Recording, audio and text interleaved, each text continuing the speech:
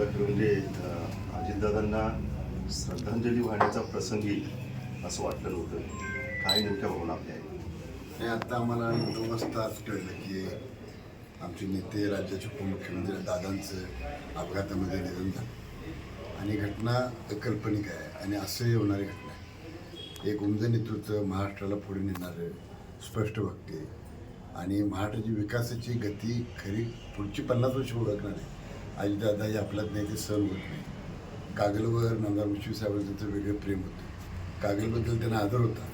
कागलला ते कायम सातत्याने कागलच्या कार्यकर्त्यांच्या पाठोपाठ थांबणार आहे.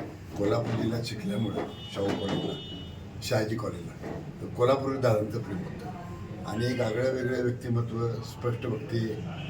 आणि आता काय बोलू, आता हे अजून आम्हाला हा धक्क्यातून आम्ही बाहेर आलेलो नाही.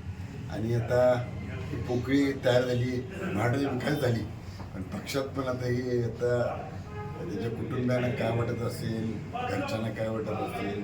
आणि आज सुद्धा आमच्या कार्यकर्त्यांनी धक्क्यात आला, आम्ही काय त्यातनं बाहेर आलेलं नाही आणि कसं येणार आहे ते आम्हाला कळलं नाही. कागलमध्ये आल्यानंतर पहिल्यांदा मुश्रीफ साहेब आणि दुसरं तुमचं नाव कायम दादांच्या तोंडात असायचं, मी येणार आहे, असं करायचं आहे, ह्या जुळण्या लावायच्या आहेत, हे करायचं आहे. दादा आता परत न येण्याच्या मार्गावरती निघून गेले. इथून पुढचा सगळा प्रवास आपल्यासाठी कठीण आहे. काय आठवणी दादांच्या 1-2 सांगायला आपण? नाही, कागलला ते आले, कुठे आले तर स्वच्छतेवर त्यांचा प्रचंड भर असायचा. कुठेही वावगं दिसले, कुठे दिसू दे, ते स्पष्ट बोलणारे. कधी फरशी फुटलेली असली तरी ते बोलणार आणि रोडमॅप होतं त्यांचं. म्हणजे असा नेता कमी असतो, राजकारणी कमी होती दादा, समाजकारणीच जास्त होते. रोडमॅप होता, डेव्हलपमेंट काय करायची आहे त्याचा रोडमॅप होता. दुर्दैवानं तसं महाराष्ट्राला अजितदादा कळले नाही. तसे काय पण तसे कळले नाही, ती दुर्दैव आहे महाराष्ट्राचं. पण अत्यंत ताकदवाला विकासाची गती आणि नाही ते आता सांगतात आम्हाला येणार आहे. म्हणजे आमच्यात नाहीत हे अजूनही आम्हाला पटलं आणि कुठल्याच कार्यकर्त्याला इथे पटण्यासारखी भावना नाही. म्हणजे काय सांगायला? दादांना मी भावपूर्ण श्रद्धांजली व्यक्त करतो. त्यांना आम्ही मुख्यमंत्री करू शकलो नाही, त्याचा छल आम्हाला आहे. धन्यवाद. तुमच्यावरती विशेष प्रकारे या गोकुळच्या दरम्यान विशेष प्रेम होतं. प्रेमाला कारण मुश्रीफ साहेबांना शब्द दिला होता की प्रेम केलं तुम्ही आमच्यावर. नावेसाठी मी नेहमी उभा राहीन हे सांगितलं होतं दादांनी. शेवटचं बोलणं कधी झालं होतं? नाही, मग महापालिकेच्या निवडणुकीला ते आले होते, सांगलीला चालले होते, त्यावेळी शेवटची भेट झाली म्हणजे विमानतळावर त्यांची. मुश्रीफ साहेबांचा एक फार मोठा आधार गेल्यासारखा, आभाळ कोसळल्यासारखं. घरातला माणूस केला. धन्यवाद. काय सांगायचं?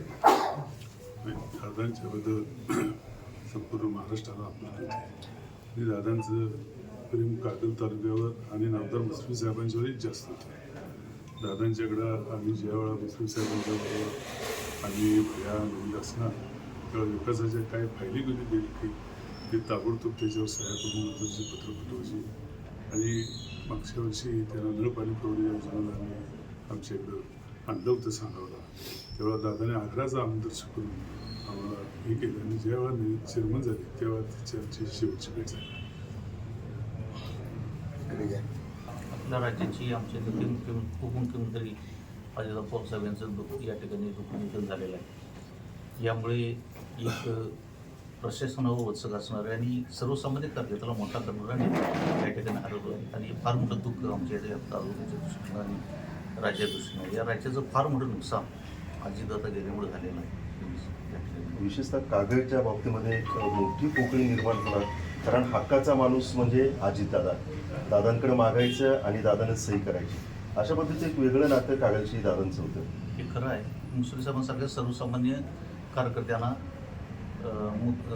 11 वेळा मंत्रिपद देण्याचं काम या ठिकाणी दादांनी केलं. फार मोठी ताकद मुश्रीफ साहेबांसारख्या सर्वसामान्य कार्यकर्त्यांना, इतर सर्व कार्यकर्त्यांना ताकद देण्याचं काम दादा करतो. त्यांनी चांगलं व्यक्तिमत्व आणि आम्ही या ठिकाणी हरवलेलं आहे. सकाळी किती वाजता कार्यकर्त्यांना ही बातमी कळाली, कुठून कळाली? मुश्रीफ साहेबांना पहिला फोन आला 8च्या दरम्यान. तिथून मग सगळीकडे टीव्हीला विचारली सवय. अजितदादांच्या जाण्याने संपूर्ण महाराष्ट्र पोरका झाला, त्याचबरोबर कागल तालुका खास करून पोरका झाला असं वाटतंय. कारण अजितदादांचे नामदार मुश्रीफ साहेबांच्यावर प्रेम होतं. त्या प्रेमापोटी या कागल आणि कोल्हापूर जिल्ह्यावर ते खास लक्ष ठेवून होते. सतत प्रत्येक बारीक सारीक गोष्टी साहेबांना सहकार्य करून सगळ्या प्रश्नाची हे करण्यासाठी ते प्रयत्न करत होते. असा माणूस आज आपल्यात नसल्यामुळं या महाराष्ट्राचं फार मोठं म्हणजे राजकीय पोकळीच तशी विकासाची सुद्धा पोकळी या महाराष्ट्राच्या फार मोठी तयार होणार आहे. आणि त्यामुळं कोल्हापूर जिल्ह्यानं महाराष्ट्रावर सगळ्यात मोठा आघात झालेला आहे निश्चित. आणि त्यांना आज आम्ही कागल तालुक्यातील सर्व राष्ट्रवादीचे कार्यकर्ते शिवसाहेबांच्यावर अजितदादा प्रेम सर्व कार्यकर्ते त्यांना आपण शब्द दिला. एक खंत मात्र आम्हाला सगळ्यांना राहिली कार्यकर्त्यांना की कागल नगरपालिका गडिंग्लज नगरपालिकेचा विजय झाल्यानंतर शिवसाहेबांचं दादाने अभिनंदन केलं आणि आम्ही अजून काय भेटलो नाही विचारत होतो. तेवढ्यात पुण्याच्या महापालिकेच्या निवडणुका सुरू झाल्या आणि आता जिल्हा परिषद झाल्या आणि दादांची इच्छा होती की आम्ही सगळे त्यांना भेटावं, पण भेटता आलं नाही. एक कायमच्या आमच्या सगळ्या नगरपालिकेत किंवा कार्यकर्त्यांच्या मनात आयुष्यभरी खंत राहील. आणि खऱ्या अर्थानं सगळ्याचा नेता गेला म्हणजे फक्त राष्ट्रवादी जर पोकळी झाली पण अशी धाक असणारा अजितदादा हा बॅलन्स होता महाराष्ट्राचा. वजाबाकी त्यांना करून खूप मोठी महाराष्ट्राची हानी आणि आमची तर कार्यकर्त्यांच्या जीवापाड स्पष्ट बोलणारे पण जीवापाड प्रेम करणारा असा नेता पुन्हा आम्हाला मिळणार. एकंदरीतच भावना अतिशय तीव्र आहेत. सगळे कार्यकर्ते या ठिकाणी आलेले आहेत आणि राष्ट्रवादीचे जे प्रमुख नेते आहेत ते कार्यकर्त्यांची समजूत काढण्याचा प्रयत्न करीत आहेत, अजितदादांच्या आठवणी जागवण्याचा प्रयत्न करीत आहेत. परंतु या सगळ्या गोष्टी मागं सारून पुन्हा एकदा राष्ट्रवादीला उभारणी देण्यासाठी सर्वांनाच आता प्रयत्न करावे लागणार आहेत. परंतु या ठिकाणची असणारी ही शांतता, नेत्यांच्या डोळ्यामध्ये असणारे आसवं या अजितदादांच्या प्रेमाविषयी बऱ्याच गोष्टी सांगून जातात.